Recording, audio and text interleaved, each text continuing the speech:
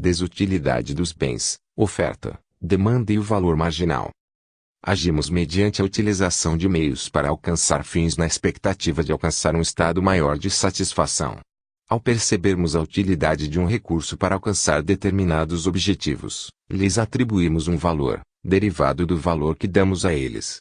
Mais especificamente, é derivado da expectativa sobre as satisfações que alcançar esses fins podem nos proporcionar. Esses fins, mais ou menos desejados, podem ser concebidos em uma escala ordinal de preferência. Meios escassos produzem efeitos limitados. Na prática, no mundo real, lidamos com determinadas quantidades de um bem para a produção de um determinado grau de efeito. Bens homogêneos são igualmente valorados, mas isto não significa que o homem atribua o mesmo valor às várias idênticas porções do meio em questão. Cada porção é valorada separadamente, como afirma Ludwig von Mises. Isto se deve a como são atribuídos os valores, e a já citada escala ordinal de preferências. Quando se tem um recurso X, e atribui uma função, ele ocupa alguma posição hipotética Z na ordem de preferências do agente. Tendo em posse uma unidade, ou porção útil, adicional do bem em questão passando a ter 2x, esta última é condicionada para um fim que ocupa uma posição posterior dessa ordem. Este é menos urgentemente desejado que aquele localizado na posição Z. O mesmo ocorre em uma quantidade N de um bem. Ao possuir N mais 1, a unidade adicional do bem é atribuída em uma posição posterior, não necessariamente consecutiva, em uma escala de utilidade. Se o bem adicional é dado a um fim hipotético de menor importância, consequentemente possui uma menor valoração. A lei da utilidade marginal de Menger, com o respaldo do axiomático a priori da ação e da teoria do valor subjetivo, é uma lei correta e a priorística sobre a realidade e da ação humana, assim como da economia em si. Tal lei afirma que a utilidade marginal de um bem decresce a cada unidade adicional e homogênea, como demonstrado acima. Por isso, é também chamada de lei da utilidade marginal decrescente. Da lei da utilidade marginal e das bases praxeológicas, podemos explicar do porquê da ocorrência dos fenômenos conforme prescrito pela lei de oferta e demanda. A premissa inicial se torna de que pessoas diferentes valorizam, de formas diferentes, um mesmo recurso, de acordo com as suas expectativas sobre este. Como proposto pela lei da utilidade marginal decrescente, uma unidade adicional de um bem, que significa também uma maior oferta disponível deste mesmo bem, possui uma utilidade marginal inferior. Portanto, a utilidade e consequentemente o valor marginal de cada unidade homogênea diminuem conforme são adicionadas novas unidades. No caso dos preços, há uma tendência a diminuir. Tal queda de valor facilita a possibilidade de que o bem seja abdicado em unidades ou porções, em troca de outro, na expectativa de que este outro cumpra outra função mais desejada do que a unidade do bem abdicado. O mesmo processo é proposto pela lei de oferta e demanda, que afirma a tendência de queda dos preços de um bem, quanto maior a sua oferta, formando uma relação inversa, mas não necessariamente proporcional. Em relação à demanda, o efeito é contrário ao da oferta. Quanto maior for, provoca a tendência de aumento da valoração a do preço do que está sendo demandado, pois é mais pessoas, com diferentes valorações, dispostas a obter o bem em questão. Uma menor oferta disponível diante de uma mesma demanda realoca as unidades homogêneas para posições mais valoradas para a utilização dessas unidades, posições mais altas do ranking de preferência. Na prática, a alta demanda significa que obterão os bens, aqueles que o atribuem uma utilidade marginal maior, e, portanto, estão dispostos, e também podem, a cobrir maiores custos para obtê-los, ou melhor, ofertar mais, em troca pelo que for desejado. Há um segundo fator, que encaminha as tendências de ação, como descrito acima, em situações onde múltiplos agentes buscam um mesmo recurso. É a preferência, daquele realiza a venda ou troca de algo, pela maior aquisição de bens, maior obtenção de lucro possível. Este vendedor, tendo tal anseio e oportunidade, poderá selecionar aqueles que estão mais dispostos a pagar pelo recurso. Divisão de trabalho e associação ricardiana em seu Ação Humana. Mises aponta fatores importantes que levaram a um dos fenômenos mais fundamentais do mercado, do desenvolvimento e da cooperação humana. Este capítulo, como um todo, é baseado em sua obra. Determinados meios são mais adequados, menos adequados, ou simplesmente inadequados, quando se trata de alcançar um determinado fim. Uma maçã, por exemplo, pode temporariamente matar por completo a vontade de comer maçã, diminuir um pouco a fome, mas não satisfazer em nada a vontade de comer carne. Da mesma forma, regiões possuem, pela distribuição geográfica natural, materiais e climas diferentes, tornando-os mais ou menos adequados e propícios para a produção de A ou de B. Pessoas também são dotadas de diferentes dons, características, preferências como a temporal, e julgamentos de valor. Essas diferenças se traduzem em particularidades e vocações. Indivíduos dotados de diferentes capacitações, potenciais e habilidades, se caracterizam como diferentemente adequadas ou inadequadas para a realização de determinadas atividades. A existência e a percepção desses fatos conduziram-nos, como humanidade, a um aspecto importante da produção, a divisão de trabalho. Percebeu-se que a especialização na realização das atividades era exponencialmente mais vantajosa, pois intensificava os rendimentos individuais, que em um sistema amplo de trocas, beneficiava todos seus participantes. Se A pode produzir por unidade de tempo 6P ou 4Q, e B apenas 2P, ou então 8Q, A e B, trabalhando isoladamente, produzirão em média 4P mais 6Q. Se dividirem o trabalho e cada um cuidar apenas de executar o trabalho em que é mais eficiente, produzirão 6P mais 8Q, descreve Mises. O economista clássico Davi Ricardo buscou demonstrar os efeitos derivados da divisão de trabalho. Sua teoria dedutiva passou a se chamar de a teoria das vantagens comparativas. Pouco importa se uma comparação produtiva se dá entre pessoas, famílias, empresas, ou regiões diferentes. Muda-se a proporção, porém as circunstâncias são mantidas, uma vez que a dedução parte da lógica caracterizando-se a priori. A lei de associação ricardiana também sustenta as benesses da divisão de trabalho, dada uma situação hipotética em que é superior na execução, tanto de P, quanto de Q, quando comparado com B. Neste caso, a lei das vantagens comparativas, levando necessariamente o uso do cálculo econômico, deve ser empregue. Assim sendo, B, que está em natural desvantagem, deve utilizar tal método levando em consideração todos os fatores possíveis sobre a circunstância para definir sua especialidade de produção. A situação mencionada não prova uma falha inerente sobre as concorrências no livre mercado. Pelo contrário, desenvolvendo-a, percebe-se que o cálculo econômico que só existente e onde os fatores de produção são privados é ainda mais necessário no desenvolvimento daqueles que estão nas mais baixas condições. Por fim, sobre a divisão de trabalho e a particularidade dos indivíduos, vale citar uma das objeções de B.O. contra H.M. Bauerque que teve influência sobre a Ekeslit, aos comunistas e socialistas, e sua constante acusação de exploração cometida pelos capitalistas. A preferência temporal varia de acordo com o indivíduo. Em um sistema de divisão de trabalho, o empreendedor é aquele de preferência temporal mais baixa. Investe em salários de trabalhadores e meios de produção, sobre a arriscada expectativa de futuramente obter seus primeiros lucros reais.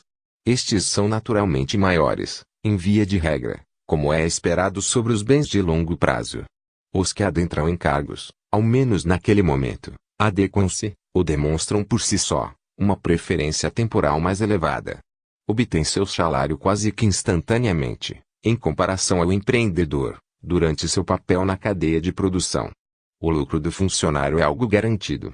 A diferença do acúmulo de capital entre o empregador e o empregado, é também fruto da divisão de trabalho, entre aqueles que possuem o montante recebido a curto ou longo prazo. Diferenciam-se de situações, entre o que está sob constante risco, e o que está praticamente seguro. Escassez, causalidade e o rendimento máximo, tudo aquilo que produz um efeito limitado, se tratando de um cenário específico, pode ser considerado um bem econômico. No caso de bens de consumo, nas palavras de Mises, eles produzem efeitos quantitativamente definidos. Bens de produção, que possuem ordem mais elevada, é necessária uma combinação de causas e efeitos, para a produção de uma quantidade específica de um bem de ordem mais baixa, ou já de consumo. A produção no mundo real é como a formação de compostos químicos em laboratório. Lidamos com quantidades específicas de determinados fatores para uma reação desejada. A capacidade produtiva de um bem geralmente pode ser estimada, a qual se pode atribuir a confusa terminologia valor de uso objetivo. Um carro X, por exemplo, com determinada quantidade Y de combustível Z, em condições específicas de velocidade, peso, temperatura, etc., pode se movimentar por N quilômetros. Uma quantidade específica de pó de café e água pode produzir uma quantidade específica, em ml, de café líquido, com determinada concentração. Da mesma forma, uma máquina, que utiliza certas combinações de recursos podendo incluir até mesmo o fator trabalho humano, ou outros fatores materiais pode gerar unidades específicas de um produto. Mises tratou esses bens econômicos como causa, e suas produções, ou até suas capacidades produtivas, de efeito. Na medida em que a quantidade crescente ou decrescente, de algum fator é irrelevante, não influenciando na quantidade específica de um efeito, não é classificado como um bem econômico, ao menos para uma situação determinada. Quando o acréscimo ou decréscimo de um fator é insignificante sobre a produção, ele não pode ser classificado como algo determinante, ou gerador de um efeito necessário para produzir. Ideias e informações, por si só, embora possam ser vendáveis, também não são bens econômicos, uma vez que conhecimento não é escasso. O conhecimento, após obtido, pode produzir efeitos ilimitados sem se exaurir. Portanto, recursos não escassos em geral, que produzem um efeito ilimitado sem se exaurir, não são de mesma categoria. A lei dos rendimentos é uma lei a priorística sobre os efeitos dos recursos, aplicada sobre os bens econômicos, mas que pode ser usada amplamente no estudo da praxeologia e da cataláxia. Ela afirma que há uma combinação ótima dos bens econômicos de ordem superior, que é capaz de manter um rendimento máximo, para a produção de um efeito desejado. Sendo assim, quanto mais distante dessa combinação ótima, os recursos são dosados, há um desperdício de um ou mais fatores. Aumentar os bens de produção, unilateralmente, ou em proporções inadequadas, acaba por não gerar em melhor quantia ou intensidade possível de um efeito. Pode-se nem sequer aumentar a quantidade deste. Combinação ótima, define-se, a quantidade específica de causas, de forma a melhor gerar efeitos, e quantidade de bens econômicos e suas capacidades produtivas combinadas, para que se alcance resultados sob rendimento máximo. Determiná-la, para cada situação sobre fatores materiais, é função das ciências causais e empíricas, que trabalham com informações a posteriori.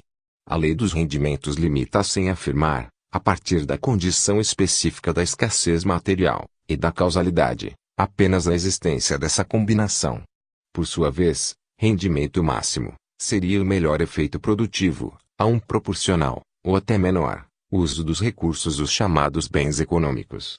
Afastar da combinação ótima, e consequentemente, do rendimento máximo, seria o acréscimo, ou decréscimo desproporcional, dos fatores de produção.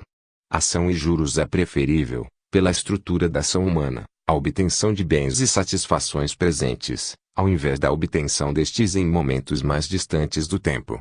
O tempo é um fator de custo da ação. O ser humano é dotado de uma tendência natural ao consumo imediato. O desejo natural, pelas mesmas categorias de meios e fins de mais bens a menos bens, contrabalanceia essa tendência quando se há a possibilidade de receber mais no futuro, em troca da abstenção do consumo presente. Essa diferença, que se traduz em um maior recebimento futuro, é um fator de recompensa esperado pelo ato de poupar. É chamado de juro originário. Também é uma categoria intrínseca à ação, dentro do tempo, como qualquer outra, muitas vezes influenciando, e sofrendo influência, pela preferência temporal. A partir do juro originário, é possível explicar o porquê dos bens de consumo, produzidos em uma cadeia de produção que demanda menos tempo e complexidade, proporcionalmente, serem mais baratos. A relação inversa, quanto mais algo demandar tempo e etapas para a produção, o produto ser mais caro, também é real.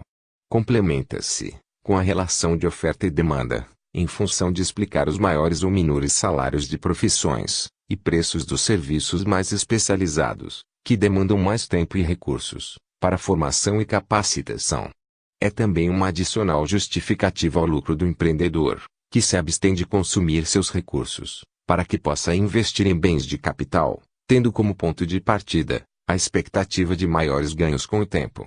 Bens de capital como terras, Produtos e maquinários, por exemplo, são vendidos com uma forma de desconto, que os torna menos custosos em valor, em relação aos bens que podem produzir. Uma boa porção de terra, como exemplifica Mises, possui capacidade produtiva virtualmente ilimitada ao longo do tempo. Não haveria preço que pudesse quantificar seu valor máximo, a partir de sua produção. Ainda assim, terras são vendidas por preços finitos dados pelo volume e disposição de quem a demanda, assim como pela preferência temporal de quem as oferta. A tentativa de estipular, com total exatidão, a potencial recompensa dos bens de capacidade produtiva finita, também é falha. Não se prevê, sem margem de erro, o preço futuro dos bens de ordem inferior, que cada fator de produção pode gerar. Porém, criemos um cenário imaginário, em que se possa saber exatamente por quanto poderá ser vendido 10 milhões de pares de sapatos, que um maquinário pode produzir em uma conhecida porção de tempo. Determinemos que após esse prazo, o maquinário irá finalmente parar de funcionar, se tornando um bem consumido. Ainda dentro desse tipo de cenário, pode-se afirmar que os fatores não seriam vendidos pelos preços, dentro do exemplo, do maquinário somado do total de todos os sapatos a serem vendidos. Toda ação busca uma forma de lucro. O comprador, pagando pelo preço total descrito, não teria retorno lucrativo dessa compra. Conclui-se que os preços dos bens de capital não são totalmente derivados, não são iguais, em relação à sua capacidade total produtiva, o que acaba por formar o desconto anteriormente citado. O desconto, e o próprio ato de venda, daquele que vendeu o fator, ao invés de utilizá-lo para a produção, e esperar por sua rentabilidade, indica preferência temporal pelos bens presentes que o maquinário pode oferecer, pelo montante de sua venda. Por outro lado, o comprador, que busca o retorno financeiro de sua compra ao longo do tempo, tem esse retorno estimado a partir do juro originário. O juro originário é definido pela relação entre o valor dos bens presentes e o valor dos bens futuros.